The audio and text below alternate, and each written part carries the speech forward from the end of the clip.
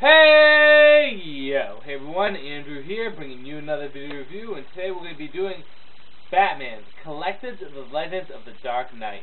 Take a look at this cover right here. Now, the stories in this book are 3 stories from the Legend of the Dark Knight series. And the reason why they're all in one trade is because they're not long enough to have their own individual trades. They either have 1 to 3 issues committed to each story. But just because they're small and short doesn't mean they're not good stories. Remember, ladies, it's not the size of the boat, but the motion of the ocean. The first story would be called Blade. Blade is probably my favorite stories out of these 3. It's a great story that tells about Batman searching for a murderer called Mr. Lime. Now, Mr. Lime is a killer that kills only old people in hopes to shorten down the population of the Earth. Now, this is kind of a silly reason to kill people because in your lifetime, you probably wouldn't be able to murder enough old people to shorten down the population. I'm talking about murder, not mass genocide. Murder old people. But then again, it's a Batman villain. They're all crazy. There's really no point in trying to find logic in them. If you tried to find logic in the Joker, you would utterly fail. Anyway, while Batman is trying to find this killer, a new vigilante shows up called the Cavalier. The Cavalier is really cool. He's dressed up in the Zorro motif with a sword. And everyone loves him. The general public, the police, and Batman even gets his stamp of approval.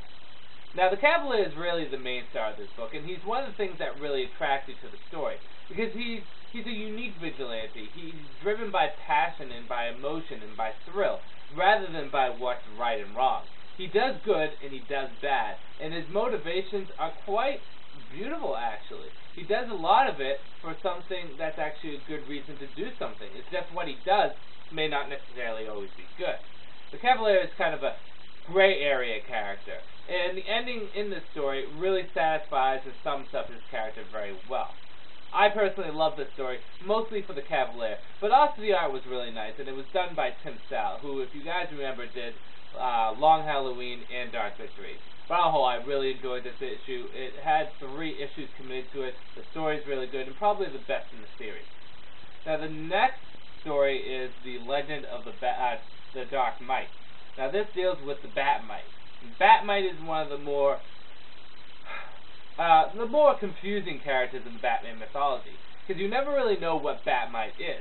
He's supposed to be a playful creature from the 5th Dimension, although Grant Morrison portrays him more or less as the 5th Dimension being imagination, and he's being just a figment of Batman's imagination.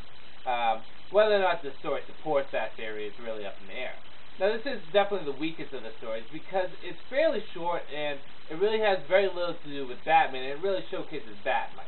The story is mainly about a druggie who just went onto a bus to get some drugs and, murder people and all that stuff, and Batman goes to stop him and his crew.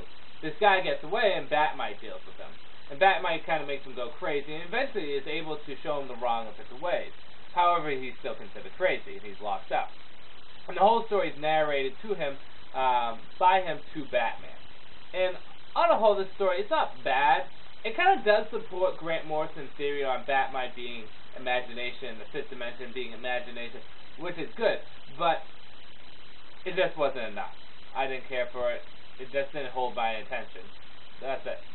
Last story is called Hot House, and Hot House deals with Poison Ivy. And this was more or less a spiritual sequel to the 4 of a Kind story, which Poison Ivy made her debut in the modern continuity. This story was very nice. It had 2 issues committed to it, and in it, Poison Ivy seems to be pretty much reformed. However, she gets attacked by some bad people and force her to make more poison and drugs. Now, is Poison Ivy good or bad, and what's the deal with her? I can't reveal. But I like this story a lot, probably because it's Poison Ivy, and we don't get enough Poison Ivy stories.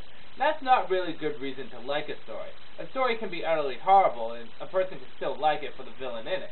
And that's where a lot of Joker stories come in. Joker is usually in good stories, but a lot of people like stories mainly for Joker. And while that's your opinion, it doesn't mean the story is necessarily good.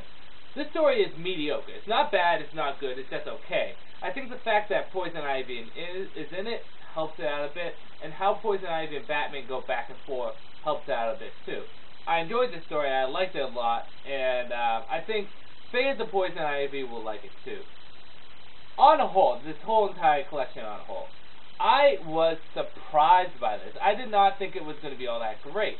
Now, see, I like the Legend of the Dark Knight series. It's one of my favorite Batman comics. I mean, it deals with a lot of Batman's earlier careers, and we get some of the good old classic detective-like stories. We get some of the more obscure Batman stories, too. There's a lot of variety in it, and it's good because you kind of take a step away from Batman's main bad guys. I mean, with the exception of Four of a Kind and this, I mean, very rarely do you get to take up against Batman's main bad guys like Joker, Two-Face, etc., etc. Although you do at certain points, but not a lot. I always liked the Legend of the Dark Knight series, and I was wary that these stories were going to be the worst of them. That's why they were collected into this trade. However, I like these stories a lot. With the exception of the Batmite one, which was just, yeah.